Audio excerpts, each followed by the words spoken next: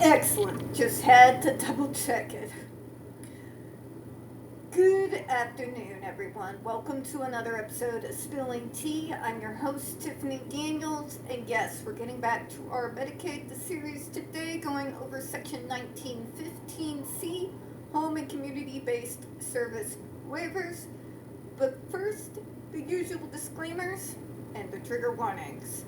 Alright, so everything we have gone over thus far in regards to our Medicaid series, including the document that we are going through today, you're going to be able to find right up there in the description box for you. So if you'd like to click on the links, take a look and read through yourself, it's all provided for you right there. And to our trigger warnings, folks, we do have this channel marked not for kids for a reason. We do use profanity.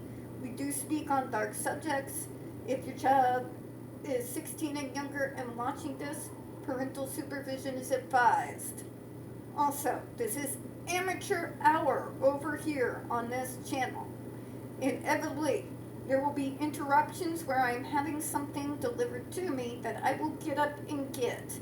That will not be cut out of the videos, not because I don't care, but because literally I don't know how, and there's a lot of work that goes into these videos, so going back and redoing it again, let's just say I usually don't, alright? I don't have all the bells and whistles. I'm more old school. If you want more of my fancy work, that's gonna take like Adobe Photoshop, which is more expensive than I care to think about right now without crying. So, yeah, I apologize for that in advance, alright? But I can promise you the information is good, and you won't regret staying here to see through the entirety of these videos. I also want to mention, trigger warning, these are not meant to be entertaining. Very obviously, there are very specific goals with the videos that I do. They are made to be more informative and give you ideas on how best to help us within the disability rights movement, within the neurodivergent rights movement, and the mental health advocates, to help us be able to make this a better world for all of us instead of just some of us. So, let's know that in advance, alright? Okay, so back to where we were the other day. And this one I'm going to keep short because, yeah, I know the videos have been a little bit long. I've already did a couple videos on the JRC today, and I want to be able to actually enjoy some of this afternoon and, you know, text my mom. It's Mother Day, and for reasons that are beyond me, her and I tend to prefer to communicate via Messenger and send memes and stuff. It's fun, but yeah, we get silly, alright? It goes on for a minute. Which, by the way, happy Mother's Day to all the mothers out there. We definitely appreciate every single last one of you, especially right now. Some of the very best allies I have ever had in fighting for disability rights and neurodivergent rights are moms. And when I tell you about the moms in these communities, the CIA, the FBI do not have a thing on these women. They are the real girl bosses in this world. They are exactly what it looks like when we're talking about the strong, independent woman. Forget what Hollywood tells you. Take a look at these women. I love them all. Anyways, let's get to it, shall we? Alright. So, states may use Section 1915 waivers to pay for housing transition and tenancy sustaining services for beneficiaries would otherwise be served in settings such as a nursing facility. So these are like the assisted living apartments. In particular, the one that I mention a lot on this channel is the sassafras apartments. So they actually have professional nursing staff and direct care staff there. Each of the tenants have their own apartments. They all have 2 bedrooms in case any of their direct care staff are nursing for any reason, to be able to stay the night and continue to monitor the individual. In particular, that was a major need during COVID, which I remember quite distinctly. So that's the kind of places that they're talking about there. It keeps them from having to go into places that are more like your traditional nursing homes like you will see out there in different areas, okay? It means they're still community-based, they're still technically on their own, but they do have very well-trained individuals that are there to be able to help them bathe if necessary, help them maintain the cleanliness of their homes, to cook if they need it, help them get to and from different medical appointments. You see where I'm going with there. And I gotta tell you folks, if you want to look at just speaking money-wise, because that's apparently all the politicians give about right now, it is actually more cost efficient to keep these folks in assisted living programs like this that are community-based, as opposed to putting them in places like nursing facilities. Okay?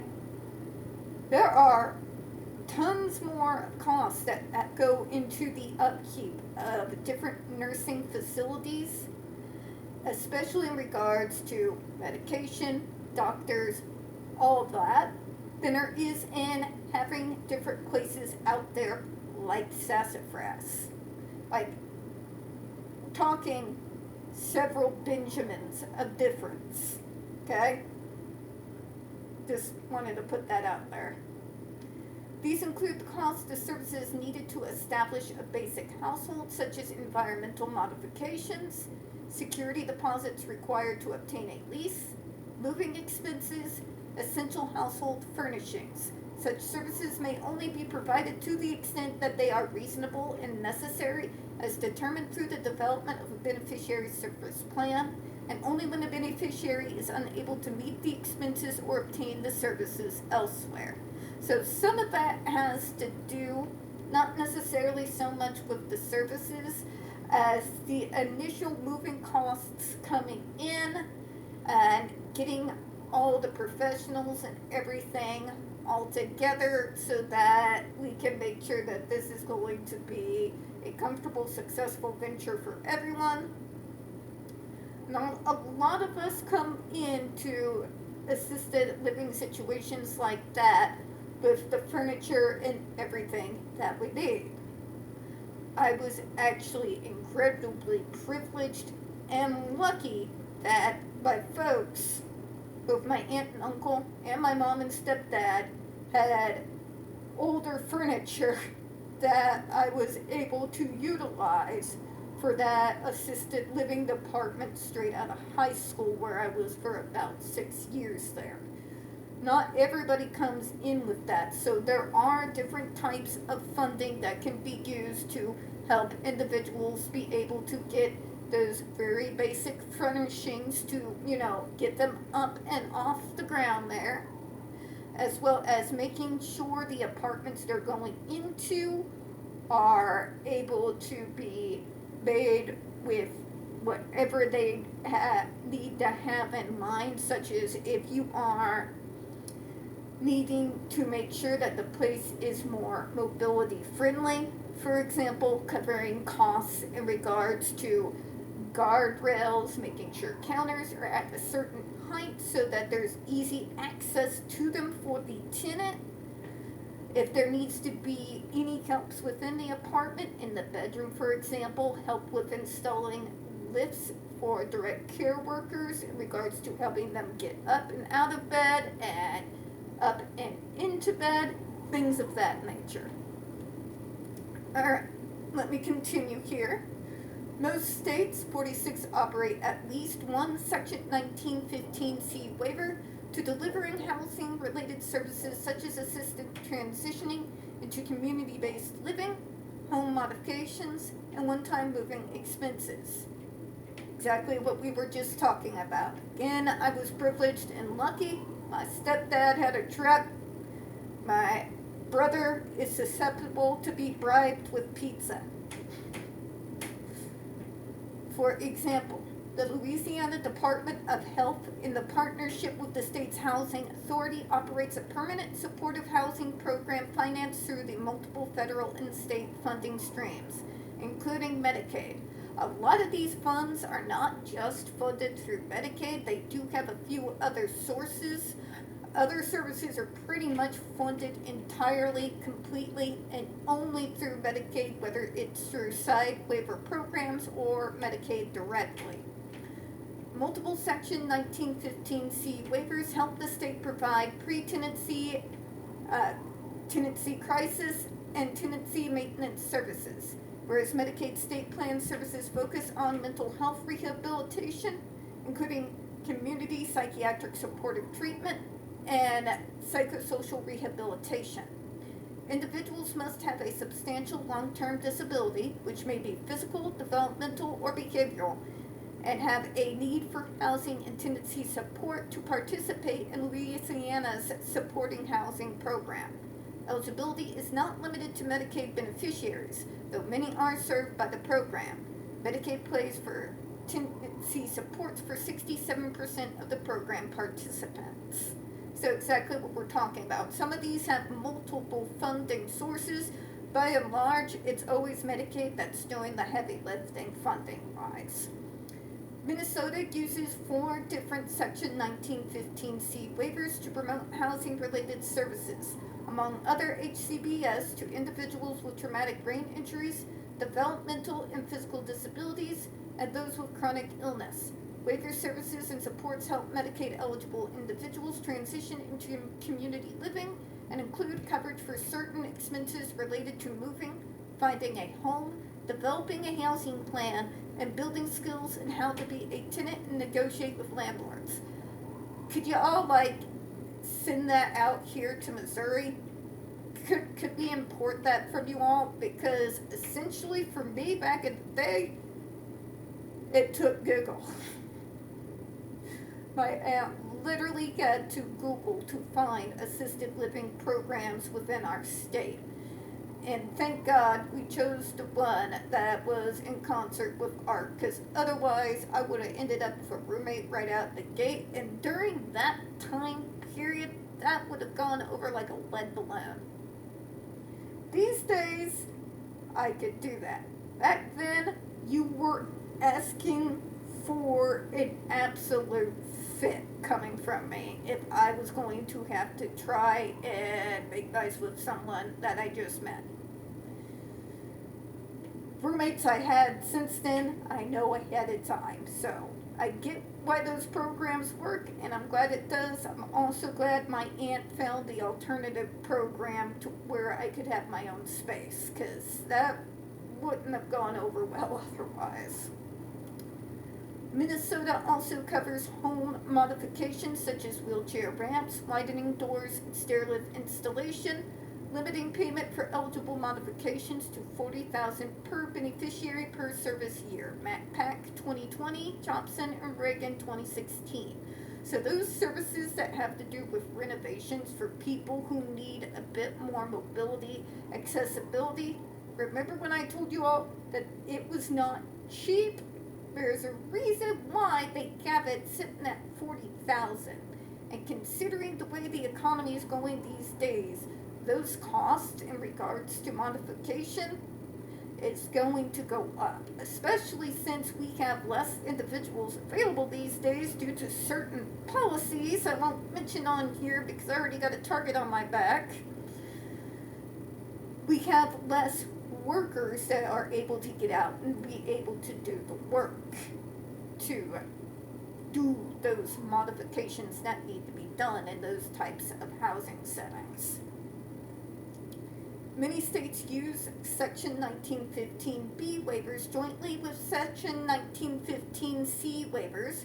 For example, Ohio implemented joint Section 1915B and 1915C waivers to provide HCBS, including housing supports for individuals aged 18 years and older who are eligible for Medicare and Medicaid, require either a hospital or nursing facility level of care, and reside in a participating county. So a little bit more like sassafras, like I was just telling you about there. Covered services include non-recurring setup expenses, furniture, food preparation items for individuals who are transitioning from an institutional setting or another provider-operated living arrangement to a private residence. So that pretty much covers it all right there. And as you can see, especially as we were going over the last couple of paragraphs, the things that we are talking about funding-wise are not cheap. Most of us out here with developmental disabilities, even those of us like myself that do relatively well, do not kind of have that kind of capital on hand should I suddenly need a whole bunch of modifications for an apartment like this to make it more mobility accessible. I don't have $40,000 I have stashed away somewhere, you know? That is what that type of funding is for. And if you are not approved for said type of funding, or if they cut to the point that these programs can no longer provide that type of funding for these modifications, guess what happens, folks? Guess what happens? That is specifically why I am doing these videos. The individuals who are getting ready to make these cuts to these various programs do not understand, comprehend, or know exactly what it is they are cutting into. Medicaid is not simply health care and mental health care. Medicare, same thing. It has to do with a lot of different programs that help with our quality of life, while at the same time being more cost effective than running multiple state institutions. Okay?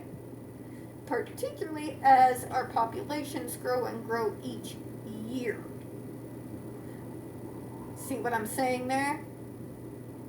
So we're going to continue to go over housing and Medicaid in regards to assisted living situations. We're going to go over funding in regards to various group home and group home programs after that, and then start taking a look at some of the day programs. This is going to be a long, ongoing series, and I hope you all stay for the ride. So, we're going to go ahead and close out for now, though. We don't get very many views on this channel, and the few we do tend to get removed from time to time. So, folks, if you could, please don't forget to hit the like button, hit subscribe. Don't forget to hit the comments. We very much here at Spilling Tea appreciate you for your time, and as always, we hope you have a good one. And when I say we, my little mascot over here, my baby kitty, who's laying on the couch. Usually he's on this chair, like over here, next to me. He's my co-chair for the channel. Alright, folks. You have a great day. Happy Mother's Day to all you wonderful mothers out there. Have a good one.